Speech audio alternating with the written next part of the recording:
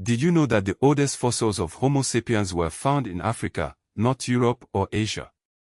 This single fact challenges the long-standing myth that Africa has no history. For centuries, a deliberate effort has been made to erase Africa's contributions to global civilization, painting a false picture of the continent as primitive and undeveloped. But the evidence tells a different story, a story of innovation, sophisticated societies, and unwavering resistance. Let's start at the beginning, with the very origins of humanity.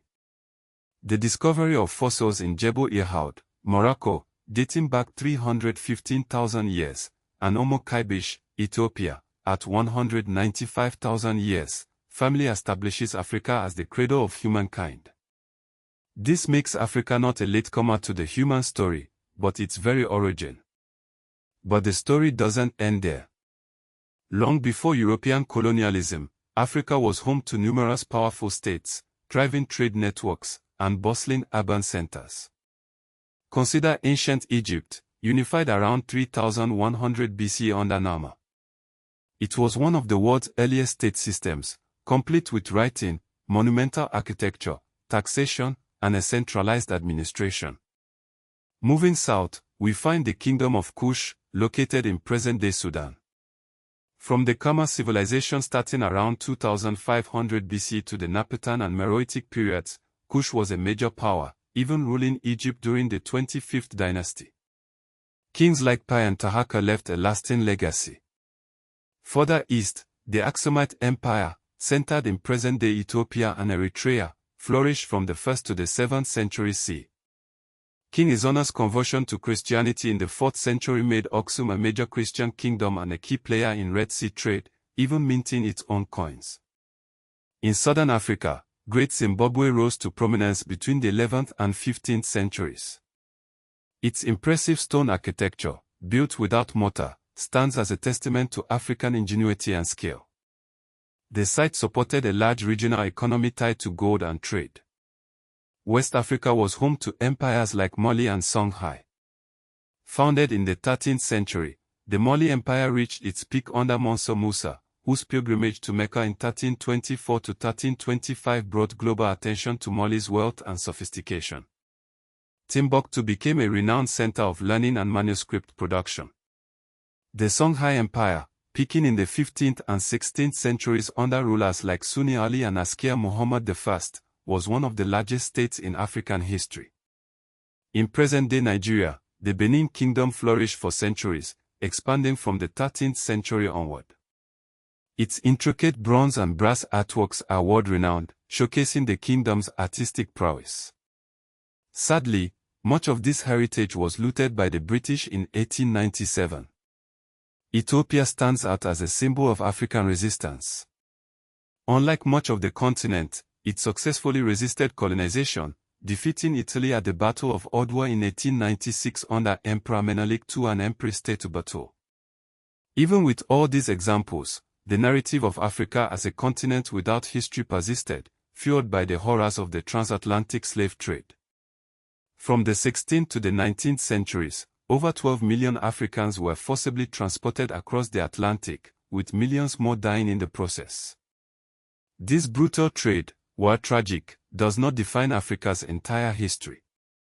The colonial partition of Africa, formalized at the Berlin Conference of 1884 to 1885, saw European powers carving up the continent without any African representation. By 1914, nearly the entire continent was under colonial rule, except for Ethiopia and Liberia. However, African resistance was constant. From the Haitian Revolution led by Toussaint Louverture to the Moji Rebellion in German East Africa, the Mau Mau Uprising in Kenya, and the Algerian War of Independence, Africans fought tirelessly for their freedom. But the erasure of African history goes beyond political domination. It extends to the deliberate minimization or outright denial of African achievements. Timbuktu, for example, was not just a desert outpost, it was a vibrant center of Islamic scholarship with tens of thousands of manuscripts covering law, astronomy, mathematics, and medicine. The Sanko Madrasa was a major center of learning. Great Zimbabwe was falsely attributed to non-Africans by colonial archaeologists who refused to believe that Africans could have built such a sophisticated structure. While Gertrude Cotton Thompson's archaeological work in 1929 confirmed its African origin, the damage had already been done. African metallurgy, particularly the Nok culture in present-day Nigeria, demonstrates early and sophisticated ironworking skills dating back to 1000 BC. These traditions were diverse and innovative, not simply derived from Europe. Benin City was described by early European visitors as a well-organized and sophisticated urban center. The Benin bronzes, looted by the British, are now at the center of debates about restitution. Africa's role in early Christianity and Islam is also often minimized. Christianity in Africa predates its spread to much of Europe, with Egypt, Nubia, and Ethiopia being major early Christian regions. Islam spread into North and West Africa from the 7th century onward, creating major intellectual and commercial networks. The colonial borders, drawn by European powers, often ignored existing ethnic, linguistic, and political realities, leading to conflicts that persist to this day. The myth that Africa had no history was a political tool used to justify slavery, conquest, and colonial rule.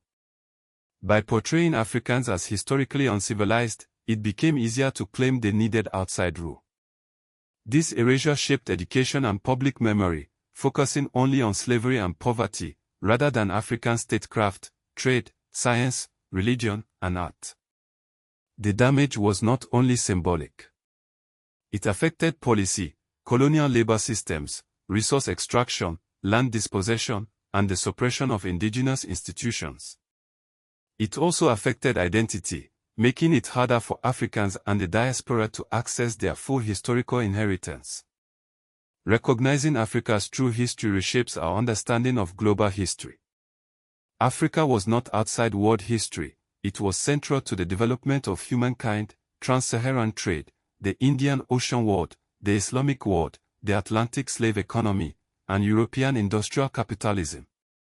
The fight for restitution of artifacts, like the Benin bronzes, and the ongoing effort to decolonize education are crucial steps in reclaiming Africa's past and building a more just future. By acknowledging the truth about Africa's rich and complex history, we can dismantle the myths that have perpetuated injustice for far too long.